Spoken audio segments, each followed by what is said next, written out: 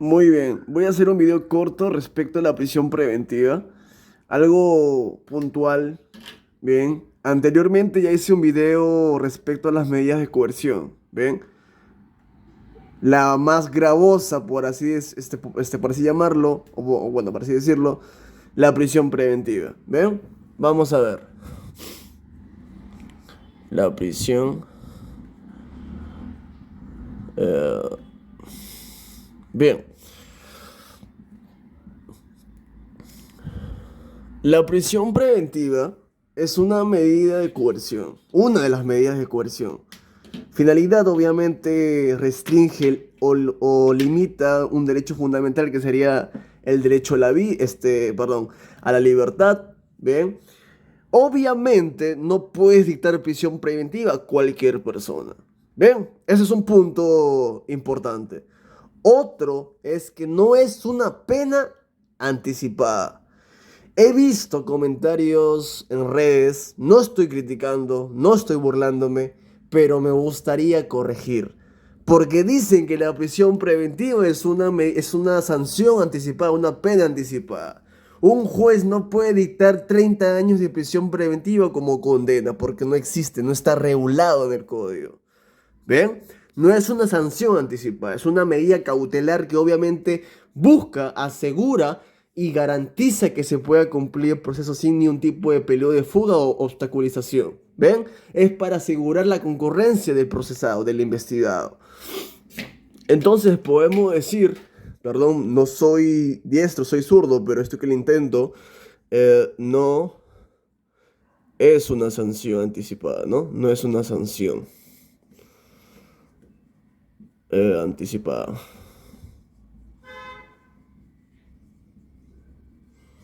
¿Ven? No es una sanción anticipada.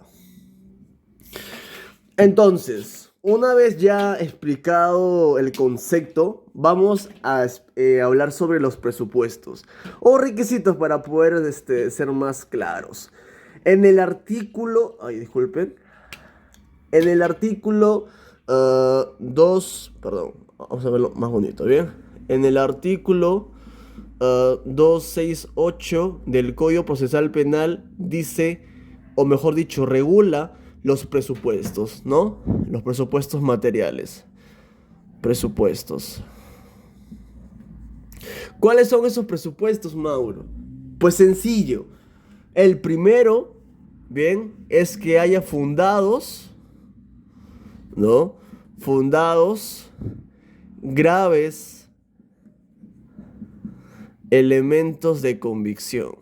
Bien, estos fundados y graves elementos de convicción obviamente lo realiza el fiscal durante las diligencias e investigación preparatoria. Fundados y graves elementos de convicción, esto obviamente debe haber un alto grado, ¿no? Un máximo, un alto grado de probabilidad, ¿no? De probabilidad. ¿Por qué probabilidad? Porque obviamente el fiscal está ante una sospecha, ¿no? No hay una certeza, hay una sospecha. Por eso sería un alto grado de probabilidad que esta persona, o mejor dicho, este hecho se le puede vincular a una persona determinada, ¿no? Esa es la idea. Obviamente estaríamos ante, si es en investigación preparatoria, formaliza investigación y una vez formula un requerimiento de prisión preventiva, esto obviamente estaría ante una sospecha fuerte, ¿no? O grave. Mauro, explícame por qué tú sacas, o sea, ¿de dónde sacas esto, Mauro? No, explícame que no entiendo, ya me mareé. Jurisprudencialmente, ¿no? Jurisprudencialmente, mediante una sentencia pleno casatoria que es este 1/2017, la Corte Suprema, ¿no? Reguló, o mejor dicho, elaboró tipos de sospechas para que se pueda, obviamente, en cada etapa, se pueda disponer una finalidad. Vamos a ver, ¿cuáles son esas sospechas? Sencillo. A ver. Tenemos acá. En una sospecha simple, el fiscal puede aperturar, ¿no?, una disposición de apertura de diligencias preliminares. ¿Verdad? Sencillo. Una vez que tiene el fiscal una sospecha relevadora, ¿no? Relevadora, estaríamos, o el fiscal podría formalizar investigación preparatoria, ¿no? Perfecto. Si estamos, o el fiscal tiene una sospecha suficiente, ¿no?, el fiscal formula requerimiento acusatorio. Y si el fiscal tiene una sospecha fuerte o grave, pues el fiscal puede disponer o interponer un auto de prisión preventiva. Bien, entonces, jurisprudencialmente, mediante la sentencia del Pleno Casatorio 1/2017, se figura, o mejor dicho, se establece así, que para que un fiscal pueda interponer un recurso o, bueno, aplicar una medida cautelar de prisión preventiva, debe ser una sospecha fuerte o grave. Esto obviamente está, jurisprudencialmente también lo señala la Corte Suprema mediante un acuerdo plenario, ¿no? Un acuerdo plenario que, si mal no recuerdo, es el 1/2019, donde justamente se establece y se regula que efectivamente, para que un fiscal pueda interponer recurso, un medio de coerción como la prisión preventiva, debe estar ante una sospecha fuerte o grave. ¿Cuál sería el segundo presupuesto para evaluar una prisión preventiva? Fácil, la prognosis de la pena. Esto siempre lo he dicho. Prognosis de la pena. Esta pena, o el delito por el cual el fiscal está imputando, debe ser superior a los 4 años de pena privativa de libertad, ¿no? Si esta pena o si el delito por el cual el fiscal está imputando es de 2 o de 3, no puedes aplicar prisión preventiva, porque obviamente debe ser superior a los 4 años. Es la prognosis de la pena. Y por último, un presupuesto material, el más polémico, por así decirlo, es peligro procesal, ¿no? Peligro procesal. Este peligro procesal pasa o se divide por dos cositas, que estamos ante un peligro de fuga o peligro de obstaculización, ¿no? Que se evalúa en periodo de fuga si el investigado pertenece a una organización criminal, si fue grave el delito que se cometió, si justamente se evalúa el arraigo domiciliario, el arraigo laboral. Si yo trabajo como ambulante, obviamente yo no puedo garantizarle al fiscal que voy a presentarme a la fiscalía o su despacho para poder corroborar con cualquier tipo de información que yo pueda presentar, con mi testimonio, porque obviamente mi centro laboral no es un centro estable, ¿no?, donde justamente el fiscal pueda ir y se pueda personar para que justamente se pueda garantizar mi presencia durante el proceso. Y peligro de obstaculización, obviamente, que el investigado o el procesado pueda influenciar en las pruebas, pueda obstruir cualquier tipo de información, puede alterar la información, donde los testimonios, quién sabe, tal vez se puede quemar los documentos, etcétera. Muchos problemas, ¿no? Se deben determinar estos dos presupuestos materiales regulados en el 268 del Código Procesal Penal.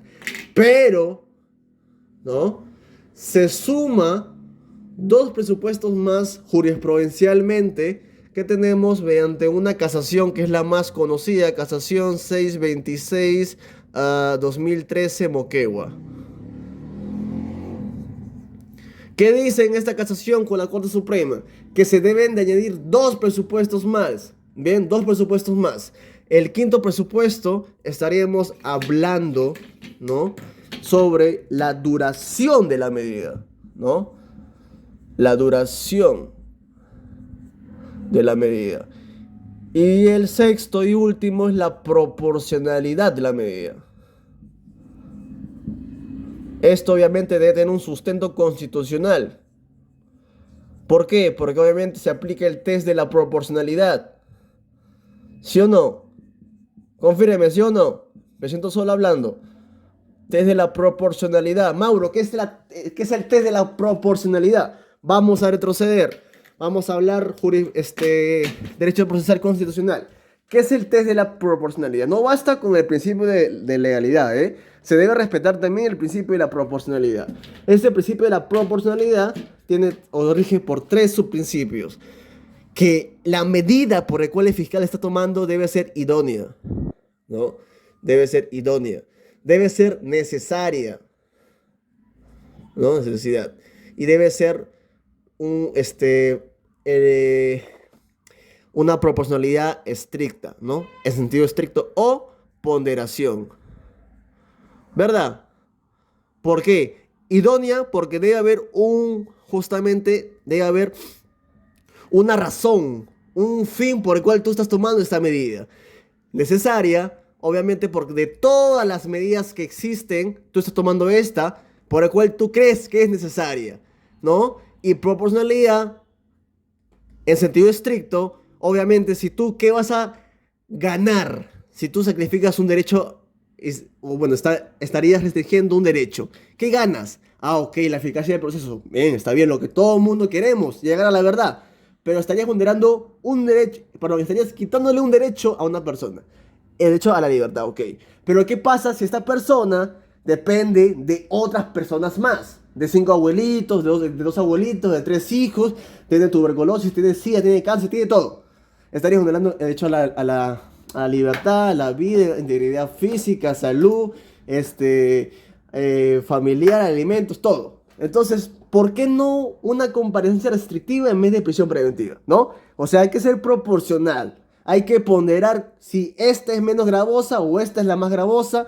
Y si le aplico evaluar y todo esto. Por eso que una medida de prisión preventiva hay que ser muy cautelosos, muy conscientes. Mayormente siempre le he dicho que la fiscalía abusa este principio. Abusa del principio sobre abusa sobre la prisión preventiva. ¿Ven? He visto muchos casos, comentarios también al respecto, que críticas, y más cuando era en tema de pandemia, uf, cómo aumentaba los delincuentes en un centro penitenciario, que hasta el INPE decía, no, por favor, poder judicial, ya no me traigas más, ya no, ¿no? O sea, porque se dan cuenta también que no todo puede ser prisión preventiva, hay que evaluar.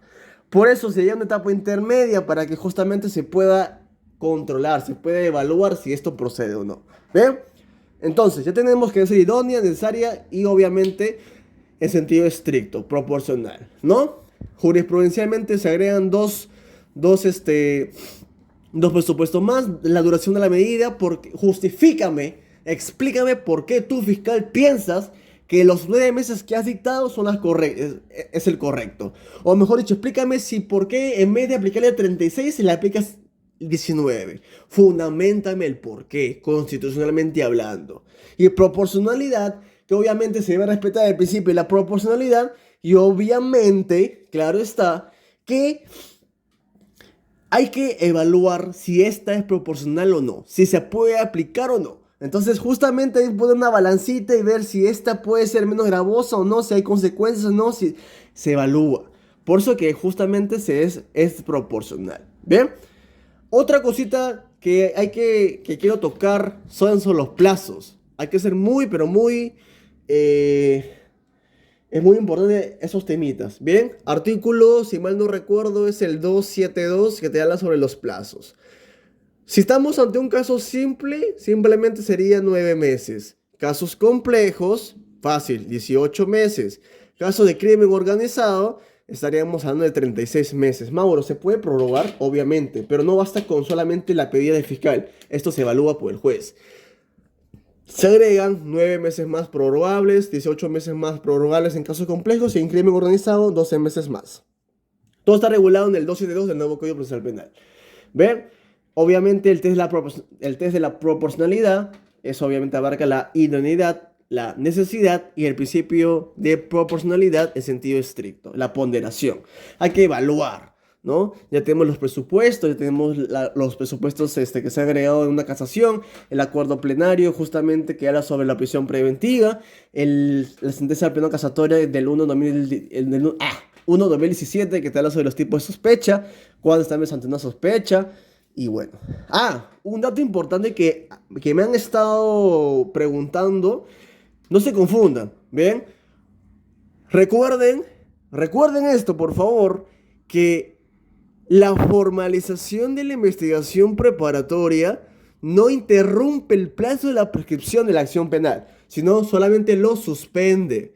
Por favor, hay dos acuerdos plenarios que sacó la Corte Suprema, el 1-2010 y 2-2011, que dice que por favor, todo el Poder Judicial, todo los abogados litigantes y por favor, el Ministerio Público entienda que la formalización de la investigación preparatoria solamente suspende, mas no interrumpe el plazo de la prescripción de la acción penal. ¿Ven? Esto es importante, muy importante.